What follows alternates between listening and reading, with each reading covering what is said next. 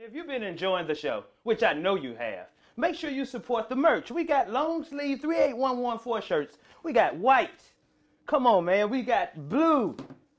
We got red 38114 shirts. Each shirt, whatever color it is, it got the red specks in it. The blue got the blue specks in it. This is my favorite, the green. You know what I'm saying? Represent wealth. It has the green specks in it. Make sure you support the merch at 38114show.com. They are available in small and all the way up to 2X. And if you want to continue to get your laugh on, make sure you support my comedy special. Say It Louder is on a 1 gigabyte USB drive. It's 35 minutes of stand-up on here and a 15-minute documentary. That's my son on the front. We're throwing up the fist. Name of the special we call Say It Louder. I'm black and I'm proud. Love you, boy. Make sure you get that out. We'll autograph it for you. And make sure you support the Seamoss and Bladderwack Immortal Herbs. It's a tincture. Boost your immune system. AIDS and weight loss. Boost your libido. Immortal Herbs, which also means Ambrose. Oh, man, that's clever right there, man. Seamoss contains 92 of 101 minerals that your body needs. Bladderwack contains the other 9. Both algae, Seamoss and Bladderwack is an algae that comes out the ocean. It's full of magnesium, iron, you know, stuff that your body needs. So make sure you take care of yourself. These are available at comedianambrose.com. Everything goes 38114show.com. Make sure you hit that subscribe button and turn that notification on. Shows dropping every Thursday. We might drop 2.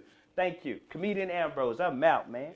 But yeah, another episode, 3811 Fuss Show. I'm comedian Ambrose Jones in the building. Y'all make sure y'all hit subscribe. It's a wonderful show right here. We've been trying to get this show locked in for a minute. He was passing through town, you know what I'm saying, on his way to Little Rock to do a show. But he stopped through here in Memphis, man. My goddamn partner, Mr. Renard Hirsch. Yeah. What's up, y'all, man? It's your boy Renard Hirsch, a.k.a. OJ the Hirsch, man.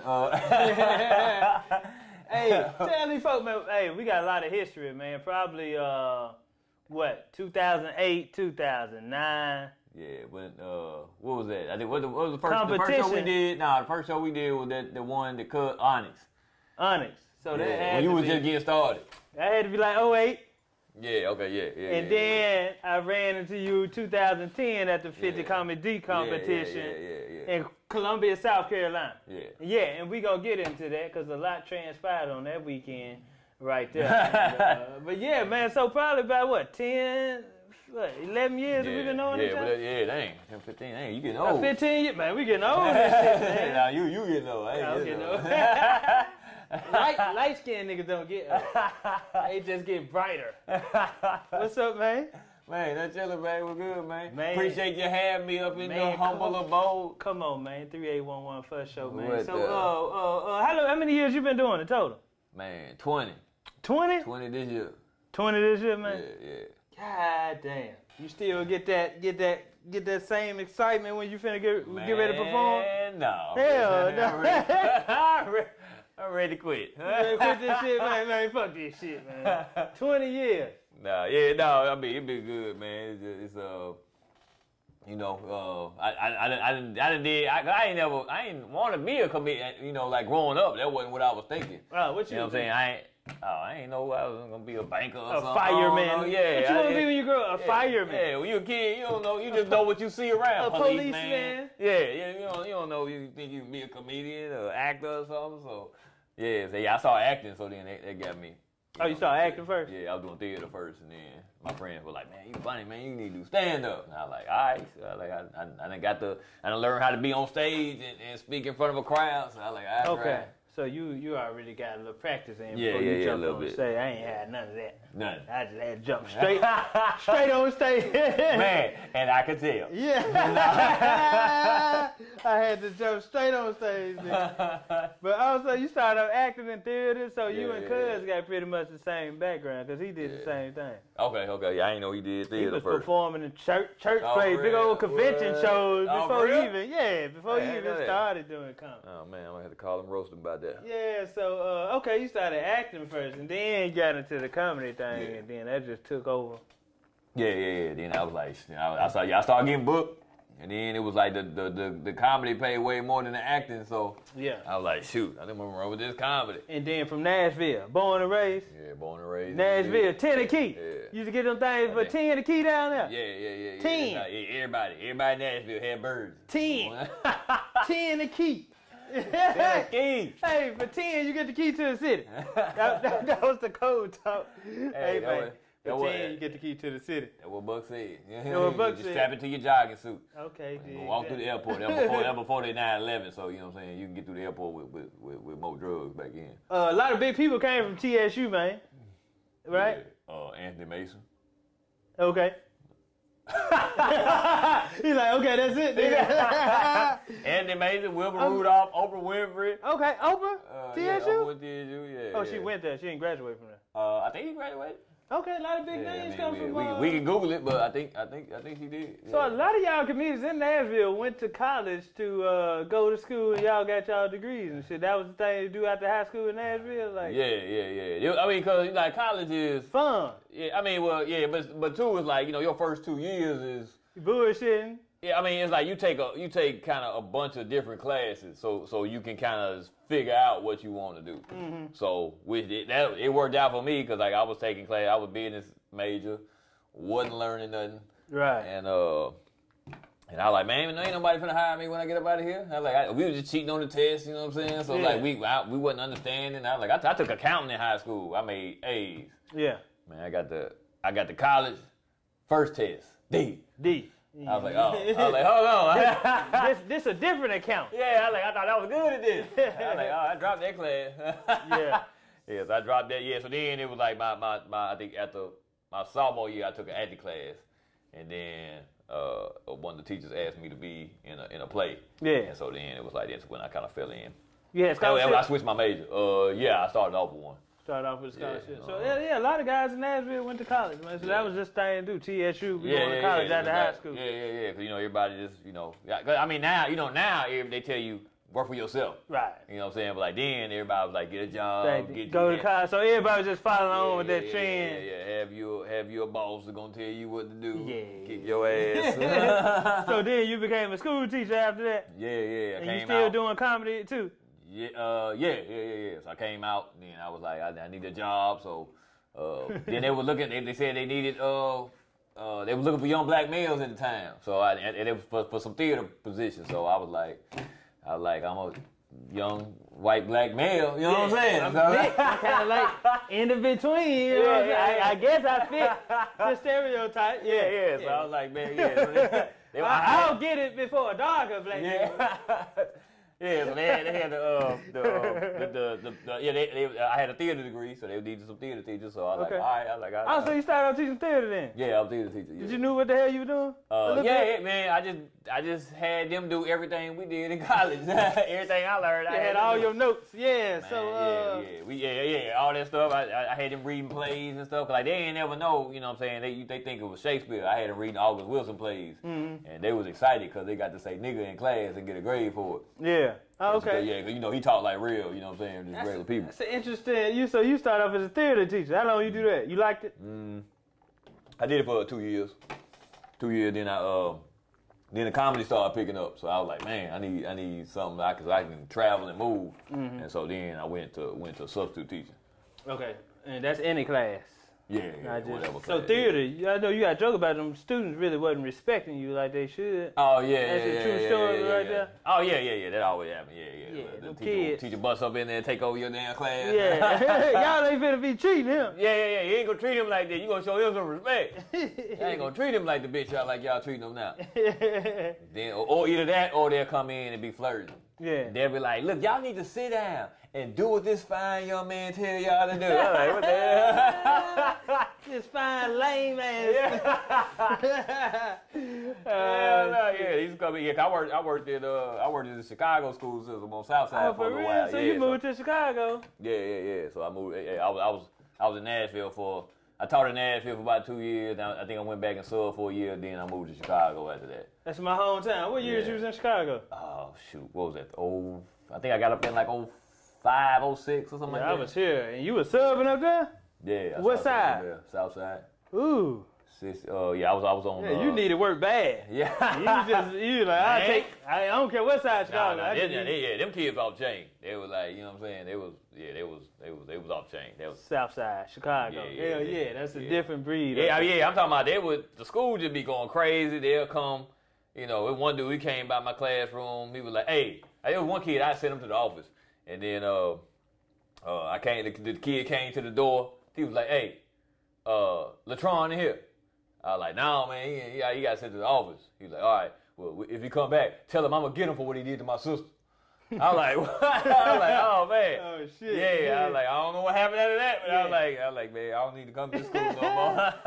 So I know some of them kids was probably bigger than you and they wanted to fight. They wanted not for real. Like, high schools, maybe a couple of was, but, I did some middle schools and some elementary schools, too, but, I ended up getting a job at a charter school.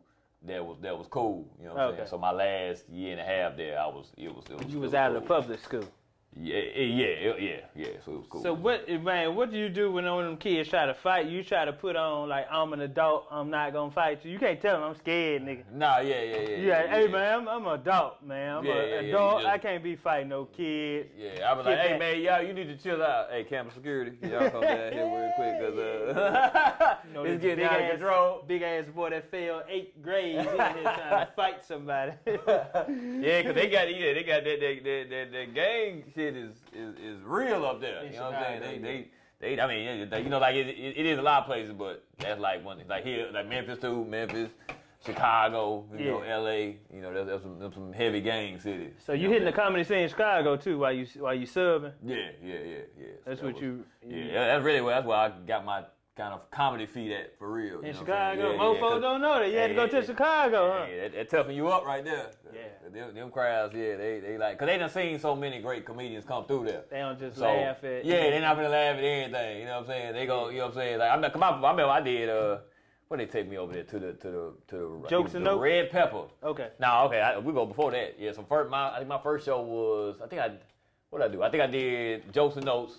Mm-hmm. And had a good set, and then they had a picture on the wall. You know, they had a picture of all the comedians on the wall, and then they had a picture of George Wilborn on the wall. Right. So I came in and I looked at it, and I was like, I couldn't really tell who it was. And I was like, man, y'all give it up for this picture of Nelly on the wall.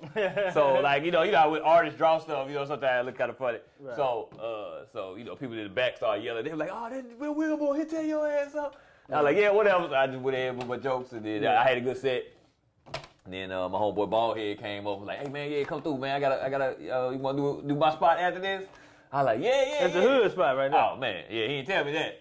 He took me down. Yeah, shout out to Baldhead, man. I'm down there on, I think, 31st and Prairie or so, on the low end. Man, woo. Yeah, I get over there, look like the front, the beginning of New Jack City. Yeah. The corner. If anybody doing anything illegal is standing out in front of the club doing it. They prostituting, they selling dope, they stabbing, all that going on. So like, we had to walk through like a sea of people to get to the club. Yeah. I got in there. And Baldhead went up, you know, he from over there, so he go in and do what he do. Rip it up? Yeah, he rip it up. He roasting people, doing everything. Then he bring me up. I go up there and I bomb. You know what I'm saying? I'm sitting there. They just looking at me. They're like, no boo, just looking at. They ain't boo. I guess they will boo, but they not really boo. Like, you know, like Atlanta more of a boo city. Yeah. You know what I'm saying? Chicago just gonna sit there and ignore you. Yeah. Like they might start talking amongst themselves. They be like, yeah, well, anyway, man, what the y'all talking about? Yeah, man, yesterday we barbecued. You know what I'm saying? Meanwhile, you on stage like, hey, yeah, I'm a substitute teacher, right?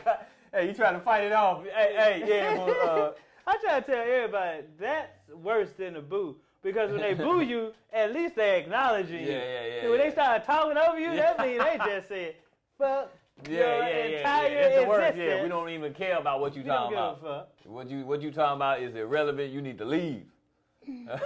That's why everybody can't do this shit, man. That shit hurt. Yeah, I did that show. I came off. Then there was another girl. Did Bobby get up there and eat you up?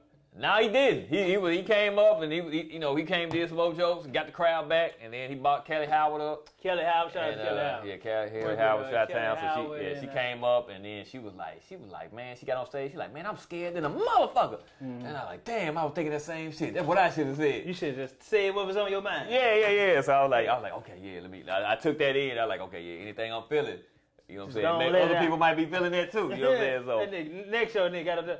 I'm light skinned as a motherfucker. But now, you know what it was? You know what it was? Because when I got up there, like, everybody up there had all these gang jokes, you know what I'm saying? Jeff B and them, shout out to Jeff B. Yeah. But funny, you know what I'm saying? Like, they had these, what did he say? He said, I can't, what he said? He said he had an 8-point star. He's like, I'm in both games, bitch. And they had all these gang jokes and stuff there. I was like, I had like a couple of them. Yeah. But yeah, I think it's Baldhead. Somebody told me, they was like, hey, man, we know you ain't from here. You ain't grow up with this gang shit. So just be you. Just be you. Yeah, like whatever you do. That was when I first started doing my substitute teacher jokes. So they were like, yeah, okay, yeah, that seemed real. You know what I'm saying? Yeah. We see. I mean, I wasn't claiming to be no gang member, but I was just making jokes about the gang and neighborhood stuff. But yeah, that's when I was like, okay, yeah, you get to your core, more honest about what you talking about on stage, and then the audience, they respond to it better. There's some funny motherfuckers in Chicago, man. And I just left there. When you go up there and perform, everybody who go up before you really headliners, and they finna rip that motherfucker. The host, the host is the headliner, from the feature, from the guest spot, all them niggas headliners, and then you still got to get up there and do your motherfucking thing. Cause that's what there's some hard hitters up there. Yeah, I mean, cause that's what it makes you step your game up. Either you got it, cause it's like if you don't step up to it. They finna start bumping you. You know what I'm saying? Man, you be in the showroom, nigga. I be listening to the host. JD be up there host. That nigga be up there ripping. I gotta walk out the showroom. I can't listen to this shit because I gotta get up. I gotta get up there in a little bit. I can't listen to all. Yeah. Nigga be having that crowd rumbling, boy. Yeah. So you like, really gotta be funny. Yeah, you gonna Joe Snow, hitters in there. You know. Yeah. Damon Williams coming through. Lil Rail. Deion Cole come through. Lil Rail come through. Damn Fool come through. Man. Yeah, it was the Vanessa Frankson come through, you know what I'm saying? Everybody just murdering. I did, it was a trial era to get through Jokes and Notes. You got to come in and do the open mic. Yeah. And then you got to come in and she'll book you for a feature. And then I got in and do a feature for Damn Food one weekend. Yeah. And yeah, he's funny as fuck. Yeah. Yeah, he's funny. I think I seen him do a different set every goddamn every goddamn night. But Jokes and Notes, I missed that club, man. Man, she played me to the left, man. I came up there. I was do the open mic from time to time, and then I came up there and JD got me a spot on some shows, and she was like, oh yeah, I'm gonna check you out. Both shows I got on stage, she left the room. I'm like, come on, man. Yeah, I'm like, you ain't even gonna watch it all. I'm sorry, baby. I was getting them some drinks. But then I ran into her in L.A. She was like, cool. She was like, oh, yeah, let me know. Give me a shout next time you come back to Chicago. I was like, man, come on, man. She shot you to the left. So you can do me dirty like you did last time? So that's good. So Chicago, then you left Chicago and you came back to Nashville after that? Went to L.A. after that. Damn, so you traveled around and went to L.A. What you doing in L.A.? I was like, I was in Chicago, and then I was like, my roommate had a baby on the way. Mm-hmm. So I was like, man, I can't be in here, no baby here. You know what I'm saying? His girl too? Now his girl wasn't living there. She'd come stay from time to time, but you was just in the way. Yeah, I mean, I was cool before the baby came, but I was like, I didn't want to have to be, you know what I'm saying, baby like, hey, daddy, who that man living in the other room? Yeah. So I was like, all right, I got to make a move. We got to be either New York or LA. And eventually you're going to have to babysit. Yeah. Hey, man, watch him. Hey, man, watch him while I go to that's how it was. Yeah, because he had dogs. So sometimes, hey, man, you close to the house? Can you let the dogs out? So I'd be like, yeah, man. So he had to do Rottweilers in the house. Yeah, I don't know why people get dogs that ain't going to be in the house. So we was so I was like, man, I either gotta go to New York or I gotta go to LA. So I know that's the next step. Yeah. If you leave Atlanta or your city, you got it. That's the next spot. So LA. Yeah, so LA. I had a cousin live out there in LA. Shout out to my cousin Brandon. So he was like, man, come on out here, man. Let's chase the dream together. He was an actor or whatever, so he was in Drumline and CSI. That worked out. That worked out perfect. Yeah. So because I was doing shows in Chicago and I was meeting a lot of LA comedians, and they was like, man, what you doing in Chicago? I'm like, I thought this was a good career move. They're like, man, you funny, you should come to LA. To LA, yeah. They're like, when I get to LA, ain't nobody answering motherfucking phone. Look at that. That's how comedy is. Yeah, they do. Ain't nobody answers the phone. Nah, but most people was cool. Like who was my man Gilbert Escobar. He was the one that told me that actually. And so he when I got there, he did, he put me on some shows, you know what I'm saying? Okay. And that paid decent because ain't no a lot of money. Ain't no comedy stage money in LA like that. So you just doing guest spots. Yeah. Oh yeah, you get $20 to do Laugh Factory. So how long you was out there? I was out there about 2 years. You did comedy, straight acting and comedy, or both? Yeah. Okay. You said, "Fuck, I'm going back to Nashville." Yeah, I like that because you could. But I moved out there during the writer's strike, so everything kind of shut down when I got there. Damn. So, but like it was like before I got there, like I went out there for about a month just to see Chester Water. So I played a police officer on Lincoln Heights, and I was played a photographer on Hancock. 8 Mile. What about 8 Mile? Didn't you do something 8 Mile? No, Green Mile. Green Mile. Yeah, but we shot it. That was in Nashville though. Oh, okay. Yeah. So they just came. They came up to TSU. They were like, yeah, we need some. We doing a prison scene, so we want as many black faces in there. So 20 years. The whole 20 years you've been independent. Yeah. You want no manager, no agent. Yeah, we got the little booking agencies that work, look out for you, like Comedy Zone and Yeah, but no paperwork, far as no manager or no agent like that. Everything just go straight through me. You never did one. Did you believe that saying? Like we were coming up, they said, "Don't you go looking for a manager. You wait till one come looking for you." You was following. Yeah, I never looked for one because I was like, man, yeah,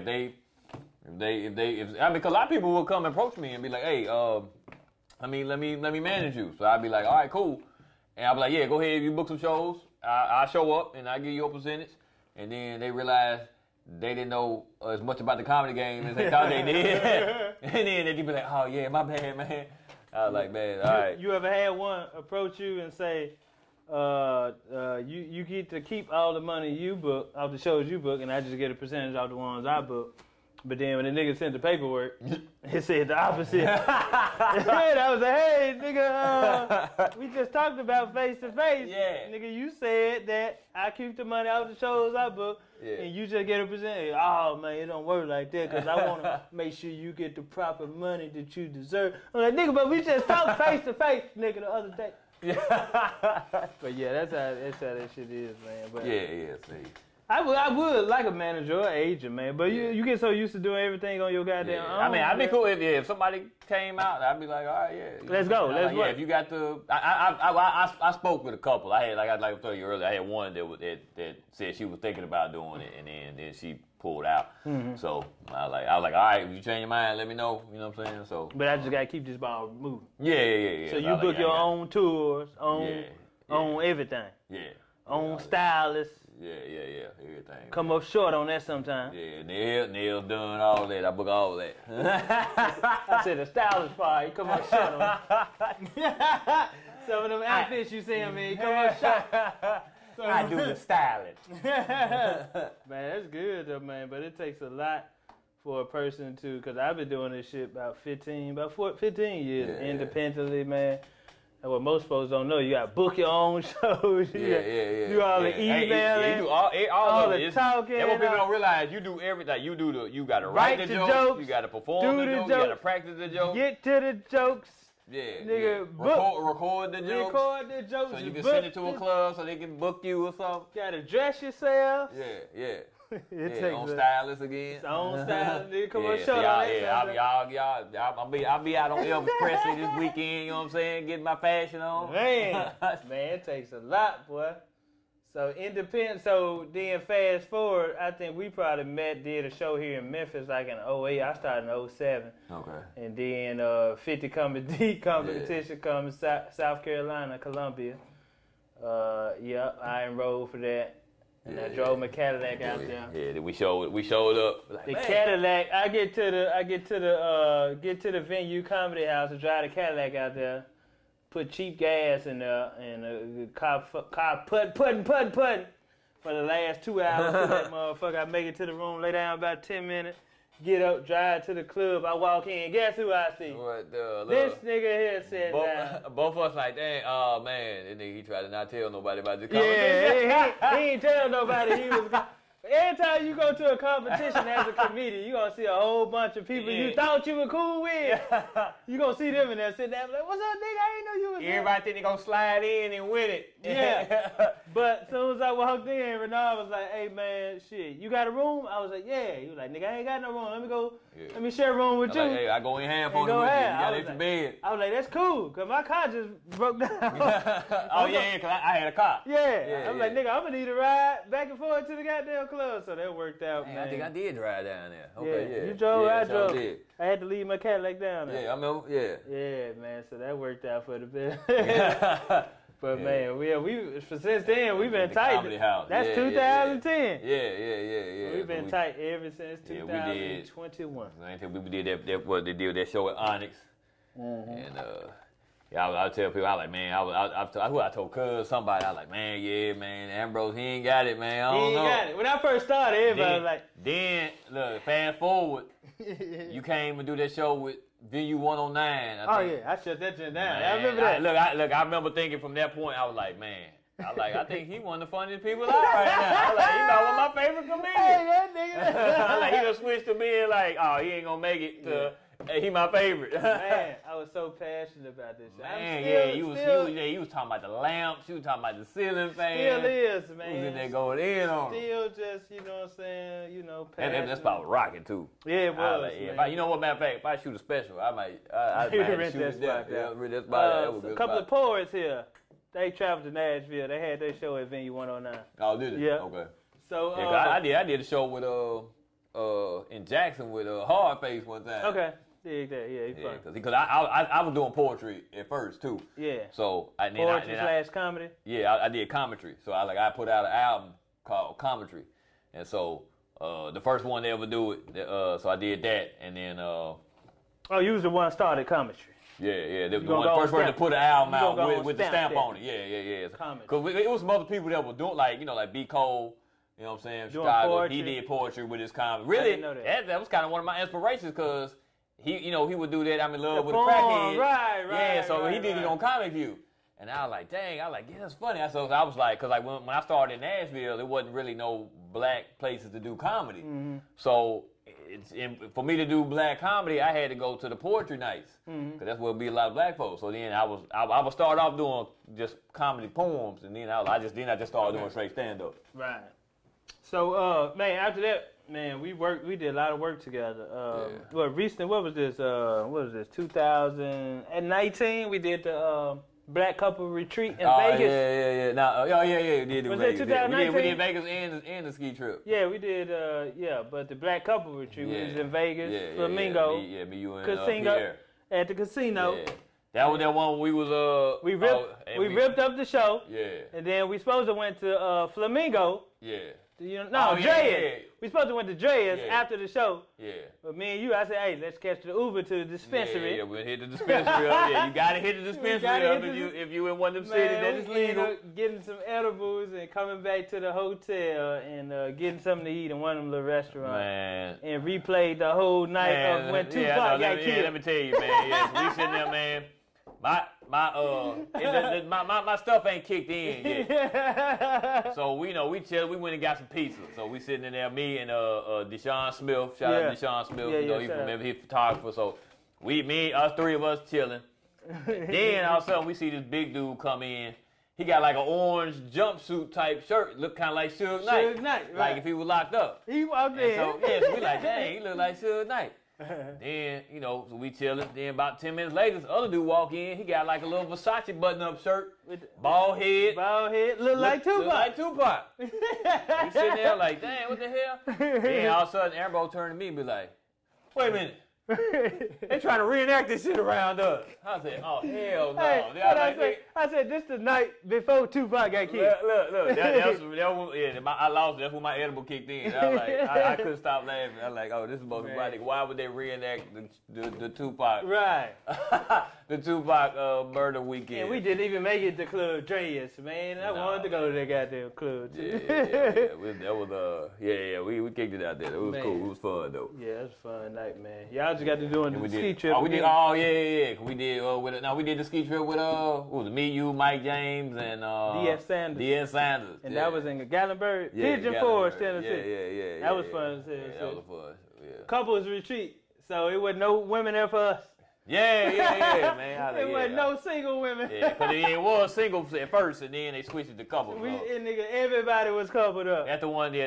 What you told the crowd, you like, look here, man. Just you know what I'm saying. I'm gonna be outside. If you get into an argument, I'll be outside the hotel room waiting. Hey, tell me what he did, girl. Tell me what he did. Don't worry about it. Come on in my room. We can talk about it.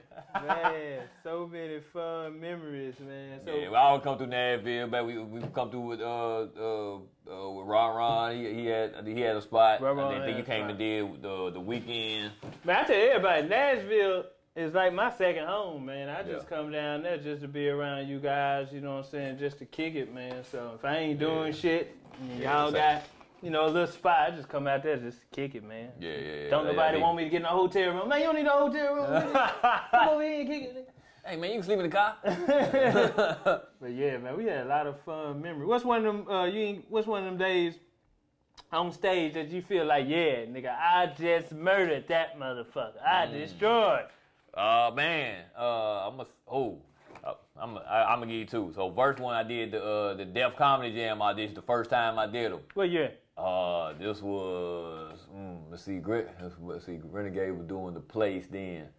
I might have been living in Chicago at that time, so it might have been 07, 08, maybe 09. It was like the first time they was like I think they was about to bring it back. Okay. And so they have it at Zanies, and I get there, and it's everybody on the show was like people I done seen on Comic View and Def Jam. So everybody is like, me and Renegade was the only people who hadn't been on TV at that time. Right. So you know what I'm saying. So I had a spot, Renegade had a spot, and then everybody else was funny on. Season comic. Yeah. Really? So they came up with the lineup. They got me going first. So I'm like, man, come on. Damn. So I'm like, yes, but I'm like, all right. You know what I'm saying? I'm thinking, oh man, they trying to do me. They trying to mess me up. So, but I came out there, the crowd was so lit. As soon as I stepped my foot on the stage, the crowd just went nuts. Yeah. And so I did my jokes. They laughed, it rocked everything. You set it out. Yeah. You the one let everybody else go like shit. Yeah. I was feeling good. I'm backstage. Everybody dapped me up. They're like, oh man, hey, you set that motherfucker off. Yeah. So I'm like, I come back and then I ain't never even seen Zanies that packed. It was so packed. It was like people was lined up the stairs. It was like it was standing room only in the whole place. Yeah. So I was like, I ain't never even felt nothing like that. So so that one, and then Tampa. I did the. Did you make it? No, you didn't make it. No, I didn't make it. They didn't pick you. No. Even though you it was so many. The show already booked before he comes. Was Bob Summer there? Yeah. It was so many funny motherfuckers after you. They probably forgot about that first nigga. Yeah, that's how it be. If you're in a competition, the first person gets forgot about, and the last person, the crowd tired. Yeah. So they like, okay, I don't know, but because Prescott had tore it down. Yeah. So he went right in the middle. He got the sweet spot. Ooh, I love so they gave him the sweet spot, and he murdered. And because Renegade had to go right after him. Okay. And so everybody was like, you know what I'm saying? But he was just like, hey man, y'all show him some love. Y'all give it up for Prescott. He throw the motherfucker up. Then he went in his jokes. He did good. He rocked too. Yeah. So then Tampa, that's like my second home. So I mean my Tampa is? Like Tampa. Yeah, I did the Improv down there one time. Yeah, I did too. I killed it so hard. Who you was with? I was with Pauly Shore. Ooh. I had a weekend down there. I was with Andrew Schwartz from the Brilliant Idiots. Yeah. So you had a whole good weekend? Yeah. And I had my two married partners, we all drove down there together, and they went down there and kicked it with me, and they had a good time. And so one show they didn't come to. Yeah. And they hit me up like, hey, nigga, what's up, nigga? We got girls over here. They had got a room. I was at the condo, but I had a bad set. I was like, man, y'all go ahead, bro. You know, you had a bad set. You got to go back and think about it. Oh, like, man. Nah, I got to, bro, y'all go ahead. I got to go back to this condo and get this set together because I didn't like what I just did. Look, one time I did a college one time, man. And I was like, I got back to the hotel room, the show went bad. I was like, man, I pulled out all my jokes. I pulled out my set list. I was like, so I looked at it. I was like, man, so don't none of this shit work? I got to throw all this away? All this away. I was like, man, yeah, you said second guessing your whole career. Yeah. In the hotel room. Because his audience is like different nationalities. Oh, okay. I don't know if I was speaking too fast or speaking too slow.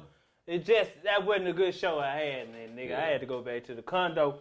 Yeah. Look, write a whole new set. That motherfucking next day I came back, I got shit in order, and it was a better set. But and that's the thing about comedy is that you just, you know, any given night, you know, anybody can have a bad night. You anybody, nigga. You still long as I think, like, once you get to be a working comic, long as, like, 95% of your shows is banging. It doesn't affect you. When you know you working, you know your shit funny. You just be like, okay, that was just one of them nights. But the thing is, like, when you young, when you just starting, that's the hard part. Cause it's like, cause when you first start out, you know, one night you go up and you rip. Next night you bomb. Yeah. Next 2 nights you do okay. Then next night you get booed. Then the next night you rip it again. You know, one thing, it's kind of like shooting darts. There's one thing. I don't know if you shoot darts. Yeah. But it kind of reminded me of that. One day, you be, like you and your team. You was in there with me in Nashville that day when the dude showed me how to throw darts. Oh, yes, right. I was doing it wrong. Yeah. I was throwing it like it was baseball. You hitting everything you need to hit. Nigga, next day you come in there and be like, what the fuck? Like, you know what I'm saying? Yeah. So it kind of reminds me of that, man. It's just about repetition, but even no matter how much repetition you have, you still gonna have a bad set. There's no control. And then sometimes it ain't you. Sometimes it's just cause like anybody that work comedy clubs, you know, one of them shows on Friday night not gonna be the best. I try to get that out, man. I don't know why. I heard it. But you don't never know what it's gonna be. It might be the early show. It could be the late show. But one of them shows ain't gonna be on point for some reason. I don't know. I don't know why. I don't know if people just tired. People just been to work that day or what. But so, man. So what's one thing you haven't did that you still want to do in this business? Oh man, heroin, man. I don't know if anybody paying attention, man. We got some heroin, man. I wonder.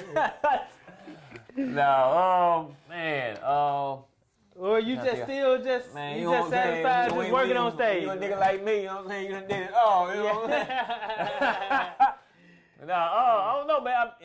I mean, you always. I think when I started, like, you know, you always wanted to do the tour, like the tour bus, like that really don't exist no more. I still think this is possible, but I want to go on. But people don't do it no more. Tour bus. State to state, different hotel room, different shows. They don't do it like that no more. Something you're going to have to put together. It's because, you know, I think, like, back in the day, you know, like, you could, well, it's a few clubs that do Monday through Sunday, but most clubs don't do Monday through Sunday. I mean, you got to find your venue to do it at. We got to just find our venue to... But this thing is, like, people don't just tour. Like, people want to do their shows for the weekend and go home and be back with their family, and... You know, like, it just don't, you know what I'm saying? Like, what you got, Rappy? Even Rappy had the bus. Yeah, you know what I'm saying? I still want that tour life, man. I want to experience that. Like when they was doing, like when I started, you know, like they had the Def Jam tour, they had the Comic View tour was going on. Man. You know what I'm saying? So I remember back when they'd do a commercial. They'll play the commercial over the radio, and like you didn't really know who the comedians was. Like they'll play some of their jokes, and you be like, oh, I remember that joke, I remember that dude. Yeah. But like you didn't really know who the comics was like that. Yeah.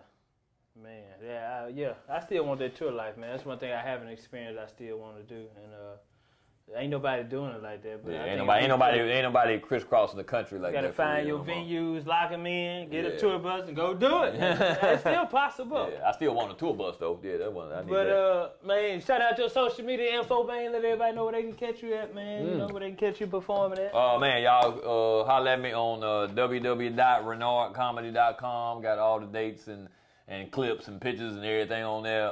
Renard Comedy on Instagram and Twitter. Renard Hirsch on Facebook. And yeah, I think that's all of it, man. Y'all hit me up, man. Yeah, and I'm a comedian, Ambrose, man. Y'all make sure y'all get my Seamoss and Bladderwack herbs on my website, comedianambrose.com. You know what I'm saying? I'm a certified pharmacy technician, you know what I'm saying? This how we've been surviving during quarantine. Boost your immune system, AIDS and weight loss, and also boost your libido too, man. You said AIDS and weight loss? Yes, it does. Help your AIDS? It help you lose weight, and man, it's just... Oh, I thought you said AIDS. Seamoss got 92 of 101 minerals that your body need, and Bladderwack contains the other 9. Okay. So you got your total. So you got 100%. 101. Oh, 101. Okay. You know what I'm saying? Bladderwack and Seamoss soaked in 80 proof alcohol for 6 weeks.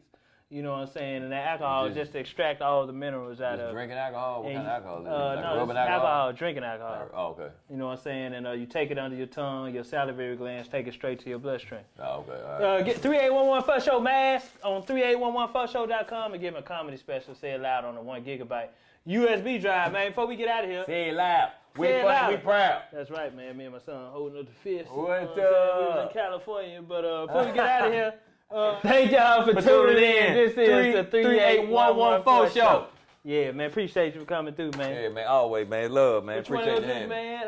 Go get a couple of drinks, shoot some darts and stuff. Man, shoot some darts. Man, I'm finna enter this juking contest in Memphis. You already know. Yeah. It's the place to do it. Me and my guy been slanging them pies at 95. And he's a big 3-6 Mafia fan. Yeah. Tell him about the show I booked you on. Project Pad Player Fly. Tell him about the show I booked you on, and then we went to the hotel downtown, met DJ Paul. DJ Paul, yeah. We went down there, kicked it with DJ Paul. Yeah, we did the show at the Crosstown Brewery. Yeah. Then my cousin, shout out, I got all my family down in Memphis, man. Aunts and uncles, Chris, everybody. Yeah, my cousin Chris hit me up and like, hey man, we down here at the Western End. With DJ Paul. I was like, oh shit. I told Ambrose, cancel our plans. We on our way. I gotta meet the king. Went down there and ran to Boo Mitchell. Yeah, Boo Mitchell down there. Yeah, it was cool. It was fun. Fun night, crazy night, man. Yeah, lots of Jameson that night. Hey, make sure y'all subscribe. 3811 Fuck Show. That's it.